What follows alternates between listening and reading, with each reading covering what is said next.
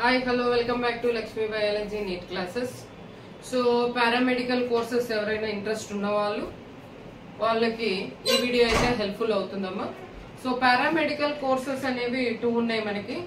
One is the lab technician and second one is the X-ray scanning గురించి. రెండు కూడా బాగా డిమాండ్ అయితే ఉన్నాయి నాన్న. సో అవి ఎలా ఏంటి, ఎన్ని ఇయర్స్ కోర్సు, నెక్స్ట్ ఆ ఎంట్రన్స్ ఎగ్జామ్ రాయాలా లేకపోతే నార్మల్ గా అయినా జాయిన్ అవ్వచ్చా, నెక్స్ట్ దానివల్ల ఫ్యూచర్ ఏంటి, ఏమేమి తెలుసుకోవాలి అనేది అయితే మీకు ఉంటుంది కదా నాన్న. తెలియని వాళ్ళకి ఇది హెల్ప్ఫుల్ గా అయితే ఉంటుంది. నెక్స్ట్ ఎవరైనా కానీ ఇప్పుడు 2024 జాయిన్ అయ్యే వాళ్ళకి హెల్ప్ఫుల్ గా ఉంటుంది. ఇంకా అప్కమింగ్ వచ్చే వాళ్ళకి ఏ కోర్సెస్ బెటర్ గా ఉంటుంది అంటే మనం బైపీసీ తీసుకుంటే ఏ కోర్సెస్ మనం జాయిన్ అవ్వచ్చు, ఇవన్నీ కూడా మీకు ఏంటంటే మన ఛానల్ అయితే నేను మొత్తం కూడా వీడియోస్ అన్ని కూడా మీకు షూట్ చేసి పెడతాను నాన్న. అంటే చాలా మంది బైపీసీ తీసుకొని మాకు ఏ కోర్సులు లేవు అన్న డిసప్పాయింట్ లో చాలా మంది ఉన్నారు.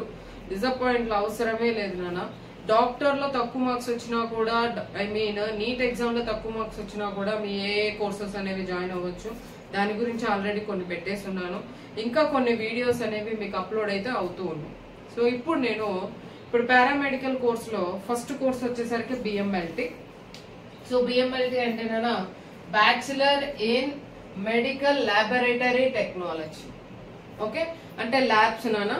సో ల్యాబ్ అంటే ఏంటంటే ఇప్పుడు మనం ఏ హాస్పిటల్కి వెళ్ళినా కూడా మనకి ఫీవర్ వచ్చినా ఏమొచ్చినా కూడా ఏంటంటే ఇమ్మీడియట్ గా ఏంటంటే సో మీరు డాక్టర్ రాసిచ్చే ఫస్ట్ డిస్క్రిప్షన్ ఏంటి, బ్లడ్ టెస్ట్ చేసుకోండి, యూరిన్ టెస్ట్ చేసుకొని రండి. అవునా? సో అంటే మనకి ఫస్ట్ డాక్టర్ విజిట్ చేయగానే మనకు వచ్చే 2 రిపోర్ట్లు ఇవి. అవే అర్థమైంది నాన్న. అంటే దాని అర్థం ఏంటి, ఇక మనము హాస్పిటల్కి వెళ్ళాము అంటే ఫస్ట్ డాక్టర్ తర్వాత విజిట్ చేసేది ల్యాబ్. అంటే చూడండి ఇంకెంత ఇంపార్టెన్స్ అనేది ఉంది. మీ ఓన్గా అయినా పెట్టుకోవచ్చు లేదా ఏ హాస్పిటల్ అయినా మీరు జాయిన్ అయితే అవ్వచ్చు. అంటే కెరీర్ పరంగా ఏదైతే ఎవరికైతే నష్టం లేదు.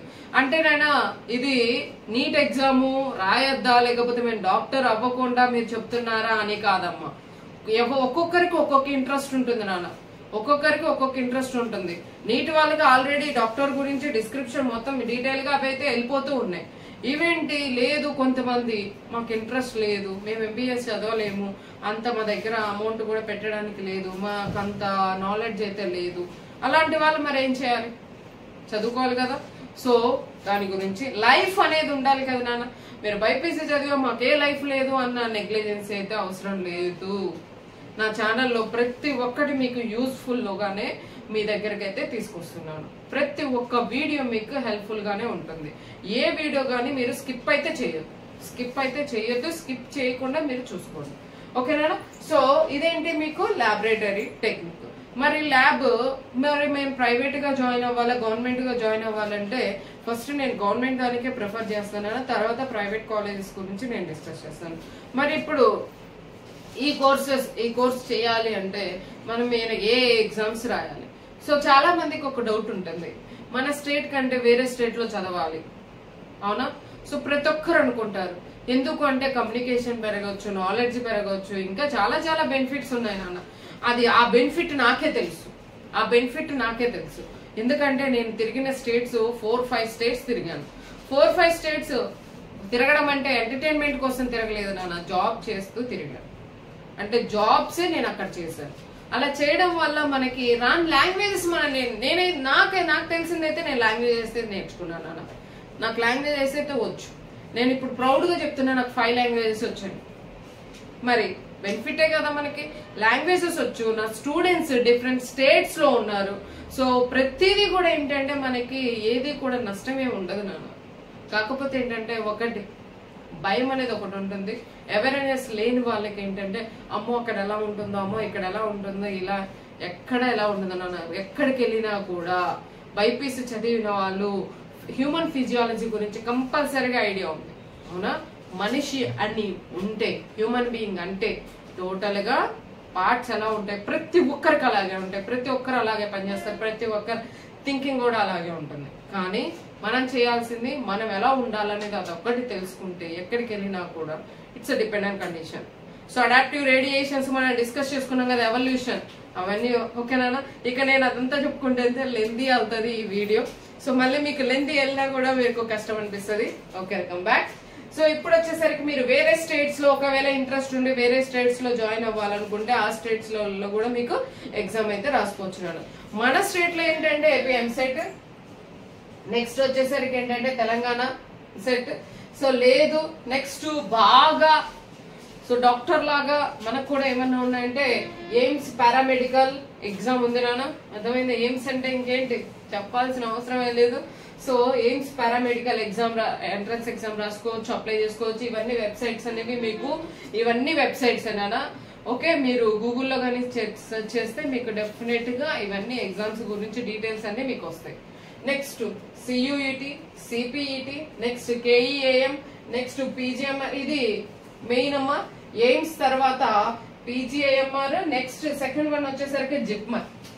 ఈ 3 ఎగ్జామ్స్ మాత్రం బాగా చాలా చాలా చాలా ఫేమస్. అంటే మీరు ఈ ఎంట్రన్స్ ఎగ్జామ్ రాసి కానీ మీకు సీట్ వచ్చింది అనుకోండి, ఇక మీకు తిరిగే లేదు. అంటే మీరు నాలెడ్జ్ గెయిన్ చేసుకోవచ్చు, నాలెడ్జ్ బాగా గెయిన్ చేసుకోవచ్చు. మంచి యూనివర్సిటీలో మంచి కాలేజ్లో కానీ మీరు చదివితే మీకు తెలియని నాలెడ్జ్ ఇంకేమన్నా ఉందా నాన్న ఎక్స్ట్రా? అవునా? సో డెఫినెట్ గా మీరు నాలెడ్జ్ అయితే గెయిన్ అయితే చేసుకోవచ్చు. ఎక్కడికి వెళ్ళినా కానీ లెక్చరర్స్ చెప్పేదాంతో పాటు మీరు మీ ఓన్ గా ఎప్పుడైతే డౌట్స్ అనేవి క్రియేట్ అయ్యి ప్రాక్టికల్ నాలెడ్జ్ ని ఇంప్రూవ్ చేసుకుంటారో అప్పుడే మీరు ఏ ఫీల్డ్ లోనైనా సక్సెస్ అవుతారు. ఈ వర్డ్ మాత్రం గుర్తుపెట్టుకోండి, ఎప్పటికైనా గుర్తుపెట్టుకోండి. డెఫినెట్ గా మీరు సక్సెస్ అవ్వకపోతే అప్పుడు నా దగ్గర. అర్థమైందా? అంటే మీరు ఏం చేస్తారు మేడం నా దగ్గర కంటే ఈ వర్డ్ ని ఫాలో అయ్యి మీరు సక్సెస్ అవ్వకుండా మీరు అప్పుడు చెప్పండి అని నేను చెప్తున్నాను. ఓకే, సో రెండోనా ఇవన్నీ కూడా ఎంట్రన్స్ ఎగ్జామ్ అయినా ఎంఎట్, నెక్స్ట్ వచ్చేసరికి బీసీసీ, ఇవి చెప్పాను కదా, జిప్మర్, పీజీఎంఆర్, ఎయిమ్స్. ఈ 3 చాలా ఫేమస్. అంటే అనుకుంటారు చాలా మంది ల్యాబ్ టెక్నీషియన్ కూడా ఎంత ఉందా అని. ఎంత ఉందమ్మా, అవేర్నెస్ లేదనే ఆ అవేర్నెస్ నేను క్రియేట్ చేయడం కోసమే మన ఆంధ్ర తెలంగాణ వాళ్ళకి తెలుగు పీపుల్ కి తెలుగులోనే ఎక్స్ప్లెయిన్ చేస్తున్నాను. మీరు అనుకోవచ్చు మేడం మీరు ఇంగ్లీష్ లో ఎక్స్ప్లెయిన్, మరి మీకు 5 లాంగ్వేజెస్ వచ్చు కదా. నా 5 లాంగ్వేజెస్ వచ్చునానా. ఇంగ్లీష్ లో ఎవరైనా ఎక్స్ప్లెయిన్ చేస్తున్నారు, హిందీ ఎక్స్ప్లెయిన్ చేస్తున్నారు. కానీ మన మాతృభాషలో చాలా మంది కొంచెమంది ఇర్రెగ్యులర్ గా ఉన్న వాళ్ళు కూడా నిద్రపోతూ విన్నా కూడా వీడియో అనేది అర్థమయ్యే విధంగా మీకు తెలుగులో అయితే ఎక్స్ప్లెయిన్ అయితే చేస్తున్నాను. అర్థమవుతుంది నాన్న? ఓకే, సమజ్ గయ్ ఆజా. ఓకే, ఇది హిందీ అంటే మాకు హిందీ వచ్చు తెలుగు వచ్చు అని కాదు నాన్న. సో ఇది ప్రతిదీ కూడా మీరు అర్థం చేసుకోండి. నెక్స్ట్ ఇది ఎన్ని years course? 4 years. 4 years course నాన్న. కానీ మంచి కాలేజ్ లో జాయిన్ అవ్వండి, బాగా నేర్చుకోండి. మరి గవర్నమెంట్ సీట్ రాలేదు అంటే ప్రైవేట్ ఇన్స్టిట్యూట్ లో కూడా ఉన్నాయన్నా. సో ప్రైవేట్ కాలేజెస్ లో కూడా మీరు జాయిన్ అవ్వచ్చు. ప్రతి ఏరియాలో ఉన్నాయి నాన్న. ఇది ఈ కాలేజీ ఆ కాలేజీ ఈ ఇన్స్టిట్యూట్ ఆ ఇన్స్టిట్యూట్ అనేం లేదు. ప్రతి స్టేట్ లో ప్రతి కాలేజీలో మీకు ఈ కోర్సు గురించి అయితే డిస్క్రిప్షన్ అయితే ఉన్నాయి నాన్న. అర్థమవుతుంది నాన్న? సో అంటే మీకు డిమాండ్ అయితే ఎక్కడ కూడా రెడ్యూస్ అయితే అవ్వదు నాన్న. So it's depend on your work, your talent, your work and your talent. ఇది వచ్చేసరికి ఏంటంటే బిఎంఎల్టీ.